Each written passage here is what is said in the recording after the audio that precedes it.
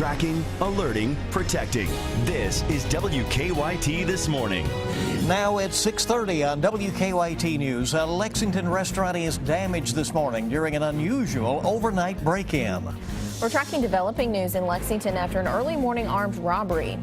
And Kentucky Senator Rand Paul weighing in now on the Ebola crisis. We'll have those stories and more. Breaking news as it happens. It's coming up on WKYT This Morning. Hey, good morning to you. Welcome in. Good to have you with us on Monday, October 13th, which is Columbus Day. So for some, that means a day off. You might want to check ahead. School in session for the most part. No regular mail today. Right. I'm Bill Bryant. And I'm Rebecca Smith. Thanks so much for being here. A loud early morning for sure with some of the thunder that came through town. A little bit of a wake up for some people. Unfortunately, that's just the beginning. We could have a couple of days here to really have to watch weather. Meteorologist Jim Caldwell on duty in our First Alert Weather Center. Good morning. And good morning to you guys. Showers, thunderstorms have already rolled through the area, and we're going to see even more as we progress on into the rest of the day and especially later on tonight. Look at what we have just west of our area. Those showers, thunderstorms are showing up.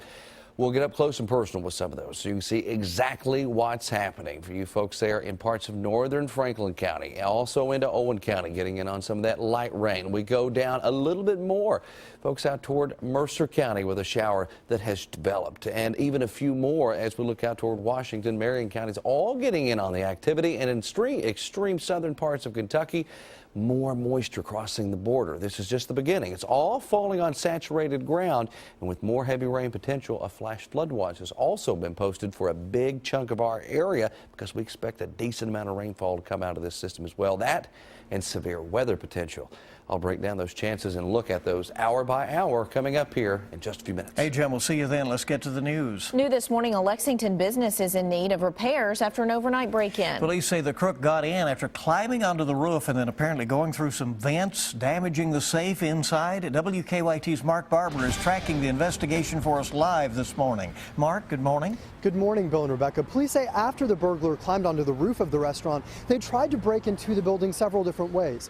But I'm told they didn't have any success until they found that air vent. Now, officers tell us the creative crook broke into the Logan's Roadhouse on South Broadway by forcing open the vent and crawling into the building. Investigators say at this point, they don't know if the person was working alone because they may have needed help climbing onto the roof. Officers tell us once the burglar was inside, they damaged the safe until they could force it open and take the money. Now, police believe the person took off through the back door, setting off the alarm around 2:15 this morning. We're told canines were not able to track the burglar beyond the building. Now, there is still a police presence here this morning, but officers say they do not have a suspect description at this point because they are still reviewing that security footage to see if that burglary was caught on tape. Live in Lexington, Mark Barber, WKYT. Mark, thank you. It's been a busy morning for police. We're tracking a crime alert after an early morning robbery at a Lexington gas station. That happened about 5:15 this morning at the Shell on Richmond Road near Man o' War. Police say the suspect had his face covered and implied he had a weapon and stole about $300. Nobody hurt in that situation. Police are right now looking at surveillance video to try to identify the suspect. A man accused of killing a Central Kentucky toddler is expected to answer to a judge as early as today. Joseph Adams is charged with murder. State police say he injured the 13-month-old child at a home in Junction City. The child later died at the hospital. Adams could be arraigned today in Boyle County. Well, Lexington police arrested a man they say drove hundreds of miles away to have sex with an underage girl. Grant Bertram was arrested at a Lexington home on Scottish Trace. Police say he went to Florida where he had sex with a girl between the ages of 12 and 16. Detectives in Florida say Bertram met the victim through an online gaming website. Now families who live near Bertram in Lexington say they are worried about their own children. It really pulls the carpet out from under you. It makes us rethink our strategies now for, protecting our children and what we need to do for, our neighborhood. Bertram is scheduled to be arraigned today in Lexington. Everyone will be okay after a violent crash in Lexington happened late last night on Eastland Parkway at New Circle. Police say 2 elderly women had to be cut out of a van. A man, woman, and 2 children were in the truck. Police say everyone was taken to UK Hospital with minor injuries. 3 people are in jail after police say a woman jumped out of a car and was hit by another car. Carrie Price Martin was flown to UK Hospital with serious injuries. The Laurel County Sheriff's Office says she was on US 25 when she ran out onto the highway. Police charged her husband, Chad Martin, with terroristic threatening and alcohol intoxication. Rhonda Klaus and Timothy Ayers were also arrested on alcohol charges. The leading candidates for Kentucky's U.S. Senate race will be squaring off tonight in their only televised debate. A kind of the Super Bowl of politics in Kentucky this year, and Senator Mitch McConnell and his Democratic challenger Allison Lundergan Grimes will debate tonight on KET. As WKYT Sean Moody reports for us this morning, a third candidate won't be joining them. Sean is live at KET this morning with the report. Sean, good morning. Well, good morning. This will likely be the only chance for Kentucky voters to see Secretary of State Allison Lundergan Grimes and Senator Mitch McConnell go head-to-head in a debate. Several organizations have proposed debates throughout the year, but this is the only one that both candidates have agreed to. The debate will start at 8 o'clock tonight on KET, but not all the candidates for Senate will be there. Libertarian David Patterson was not invited. He asked a judge to force KET to include him, but the judge declined, saying Patterson wasn't excluded solely because of his political views. Grimes and McConnell have attacked each other through ads and speeches. They also appeared together at the Kentucky Farm Bureau Candidates Forum, and they each made speeches at Fancy Farm, but this is the first time they've directly debated each other. Now, McConnell and Grimes have traded the lead throughout the year. Grimes led by 4 in a WKYT Herald Leader Bluegrass poll in February. Over the summer, McConnell led by 4, and in October, the Bluegrass poll showed that Grimes jumped ahead by 2. My hope was that we would have many more debates throughout this process. I think that's what Kentuckians need and deserve. Unfortunately, Mitch McConnell kept running away. I feel confident. We're going into the election, I think, in a very good position to win.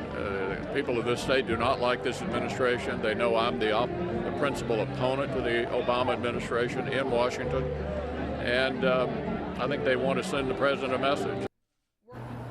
Now, there's less than a month, of course, now till Election Day, so both candidates will be making their final pushes for votes. Secretary Grimes will be bringing in some big star power to the state. Later this week, former Secretary of State Hillary Clinton will be in Louisville to stump for Grimes. Former President Bill Clinton, as you'll remember, was in Kentucky twice this year to support Grimes. So they'll be making those final pushes. Live in Lexington, Sean Moody, WKYT. All right, thank you so much, Sean. Federal health officials investigating how a healthcare worker in Dallas contracted the deadly Ebola virus. The nurse helped care for a Liberian man who died of the disease last week. The worker at Texas Health Presbyterian Hospital wore full protective gear while treating Thomas Duncan, we're told. The CDC says a breach of protocol at the hospital led to the worker's infection. Kentucky U.S. Senator Rand Paul speaking out about the Ebola virus. Paul says he does not want to create a panic, but he thinks the virus is more contagious than people think. Senator Paul argues one way to combat the virus is to keep it contained in Africa. But I also don't think it's that unreasonable to suspend commercial flights. I mean, if you want to visit your son or daughter and you're coming from Liberia, couldn't you wait a couple of months? So far, 4,000 people worldwide have died from Ebola. People who knew an Adair County firefighter will be lighting up the rim today to raise money. Captain Tony Greider died last month, weeks after he was hurt during an ice bucket challenge. He and firefighter Alex Quinn were helping the Campbellsville University band when they came too close to some power lines. All the proceeds from tonight's annual Adair County Emergency Services basketball game will go directly to the Greider family. The game starts at 7 tonight. It will be at the Adair County High School. Students celebrating a birthday at a Northern Kentucky elementary school, or anything else for that matter, will have to do that without a cake. The Kentucky Enquirer reporting this morning that Burlington Elementary School is now one of several schools with a no food for birthdays rule. The woman in charge of making sure the wellness policies for Boone County schools meet federal guidelines says 37% of that county's children are at risk of becoming obese. As if stand-up comics don't have enough pressure, now a comedy club is going high-tech to charge customers by the laugh. The club in Barcelona, Spain is using facial recognition software. At the end of the show, each person is charged 38 cents per laugh. but no more than $30 a night. That means the club thinks people will laugh about 80 times during a single show. Probably depends on the performer, you know?